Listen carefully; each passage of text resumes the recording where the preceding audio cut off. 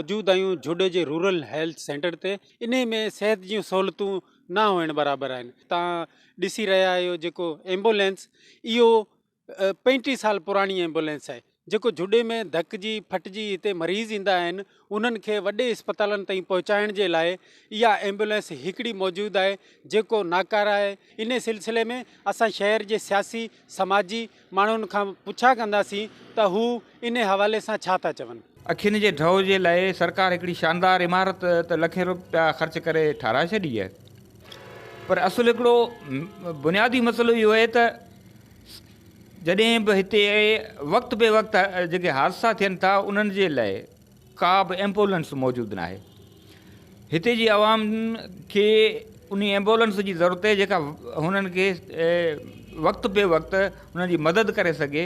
ज़ख़्मी माण्हुनि खे हैदराबाद मेरपुर ख़ासि ताईं पहुचण में आसानी पैदा थिए, पर इहो मसइलो केरु हल ई न पियो करे। बुनियादी सिहत मर्कज़ उनमें एम्बुलेंस जी जेका नाकारा एम्बुलेंस बीठल आहे उनखे या त उनखे ख़तमु कयो वञे या त उनजी जॻह ते नई एम्बुलेंस आंदी वञे त जीअं एॾो वॾो इहो मसइलो आहे उनखे हल कयो वञे। एम्बुलेंस में अगरि माण्हू खणी बि वञनि था त उहे वाट ते रुकिजी ख़राब थी बीहे थी रहे ऐं उन जे करे बि केतिरियूं जानियूं जेके आहिनि से ज़ाया थियनि थियूं। ग़रीब माण्हुनि वटि एतिरी पुॼत कोन आहे त जो उहे पंहिंजे जेको आहे सो ख़र्च ते वञी सघनि था ॿिए पासे। ये नवां रोड जेके ठहिया आहिनि हिन में अहिड़ियूं एतिरा एक्सीडेंट थियनि था, हिकु ॻाल्हि सम्झ में नथी अचे। फौरी तौर ते लाज़मी ग़रीब माण्हू हूंदो ॾुखे टाइम ते हिते ई खणी ईंदा आहिनि, त हिननि वटि का शइ हुजे त फौरी तौर जा हिते पाण रखनि या त जल्दी जल्दी जेके ॿिए अस्पताल में पुॼाइनि उहो एम्बुलेंस कोन्हे। सही माना में ईअं चइजे त झुॾो सरकारी अस्पताल रेफर सेंटर बणियल आहे। हिते जेकॾहिं को मामूली धकी बि अचे थो उनखे यकदमि लेटर ॾेई मीरपुर ख़ासि रवानो कंदा, हैदराबाद रवानो कंदा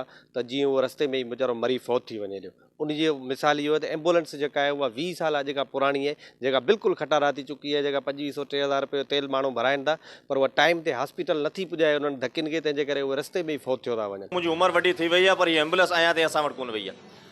ऐं ॿियो असां वटि नयो रोड जेको ठहियो आहे हिन में एतिरा हादसा थी विया आहिनि, अलाए केतिरा मां जा लाल जेका गुज़ारी विया आहिनि। ऐं बदकिस्मती इहो आहे कि सिविल हॉस्पिटल में जॾहिं माण्हू वञे थो फर्स्ट ट्रीटमेंट ॾियनि था, हिन एम्बुलेंस में बदकिस्मती इहो एम्बुलेंस ॾिनी वञे थी ऐं हीअ एम्बुलेंस जेको आहे 4 खां 5 जॻह ते जेका हीअ बीह रही अथई। एम्बुलेंस 1982 खां वठी जेको बीठी आहे हींअर तक हुनजा तमामु को पुर्दो अहिड़ो आहे जो कमी कोन थो करे। किथे माण्हू हितां खां मीरपुर ख़ासि तव्हां खणी वेंदा उहो अधु में घणो करे बीठी हूंदी। हाणे हितां जेकॾहिं को ख़ुदा न ख़ासि को एक्सीडेंट थी पियो या को अहिड़ो पेशेंट को सीरियसली अची जेकॾहिं मीरपुर ख़ासि पुॼूं या किथे ॿिए हंधि पुॼूं त एम्बुलेंस किथे वञण जहिड़ी न आहे। इस्पताल में एम्बुलेंस मस्ट आहे जेका हींअर एमरजेंसी में ॾिनी वञे। हर हंधि जेके इस्पतालूं आहिनि उते एम्बुलेंस नयूं आहिनि।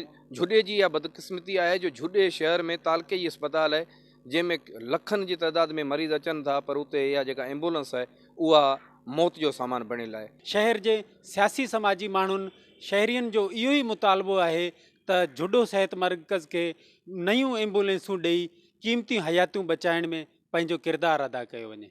विज़िट कयो अवामी आवाज़ मीडिया ग्रुप जी वेबसाइट awamiawaz.pk।